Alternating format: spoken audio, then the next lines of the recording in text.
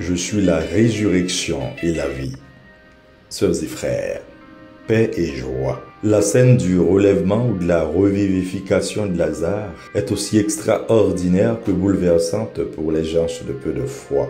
Le mystère de la mort demeure une réalité choquante qui met l'homme face à sa finitude, sa fugacité et le situe encore en face de l'éternité de Dieu qu'il partage dans le Christ, vainqueur de la mort. Jésus rejoint Marthe et Marie dans la situation bouleversante de la mort de leur frère, Lazare. Malgré la détresse, Marthe a su garder un peu de foi et une grande confiance en son Seigneur. Son dialogue avec le Christ s'ouvre sur une véritable profession de foi. Demandons donc au Seigneur la foi de Marthe. Jésus est venu exclusivement du Père et il n'a cessé de nous parler de la volonté de celui qui l'a envoyé, cette dernière dont il a fait sa nourriture. Or, telle est la volonté de celui qui m'a envoyé, que je ne perde aucun de ceux qu'il m'a donnés, mais que je les ressuscite au dernier jour. Jean chapitre 6, le verset 39. Donc Jésus est venu pour accomplir l'œuvre du Père, sauver l'homme et tout homme. Il affirme que certaines fois, nos maladies et nos morts ne sont pas toujours la conséquence de nos péchés, mais une occasion pour la glorification de Dieu dans notre vie de pécheurs, de mortels, sauvés par la mort-résurrection du Christ. N'est-ce pas lui-même qui a répondu à ses disciples à propos de l'aveugle de naissance? Ni lui ni ses parents n'ont péché, mais c'était pour que les œuvres de Dieu se manifestent en lui. Il nous faut travailler aux œuvres de celui qui m'a envoyé.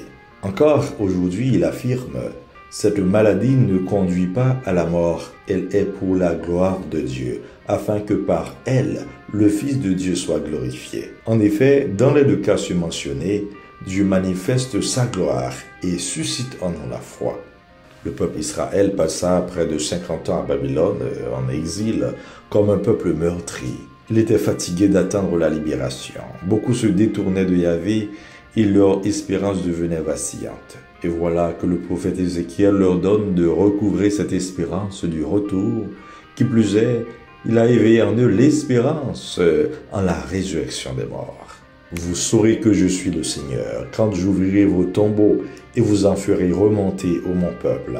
Je mettrai en vous mon esprit et vous vivrez. Je vous donnerai le repos sur votre terre. Alors vous saurez que je suis le Seigneur, j'ai parlé et je le ferai. En Jésus, la parole efficace du Père, ces paroles prennent chair quand il fait ouvrir le tombeau de Lazare et lui en fait sortir.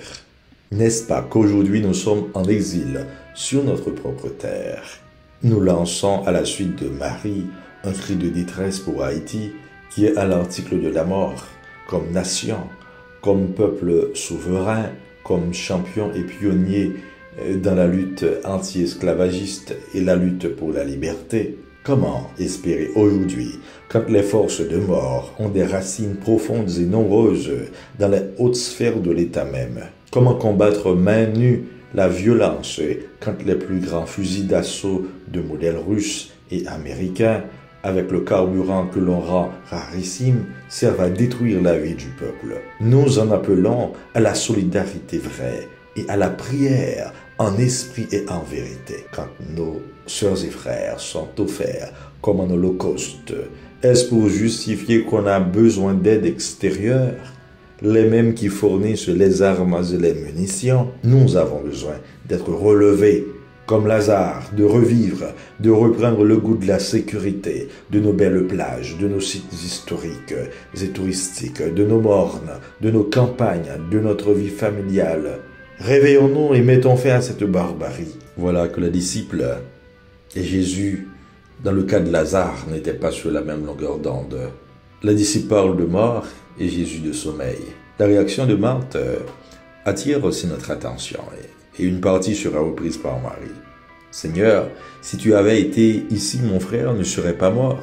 Mais maintenant encore, je le sais, tout ce que tu demandes à Dieu, il te l'accordera. À Jésus de lui répondre, ton frère ressuscitera. Marthe reprit, je sais qu'il ressuscitera à la résurrection au dernier jour. Elle pense au dernier jour pour la résurrection des morts, et tel que mentionné en Jean 6, 39, alors que Jésus, aujourd'hui, est la résurrection et la vie. Voilà ce qui l'amena à faire sa profession de foi. Jésus lui dit, moi je suis la résurrection et la vie. Celui qui croit en moi, même s'il meurt, vivra.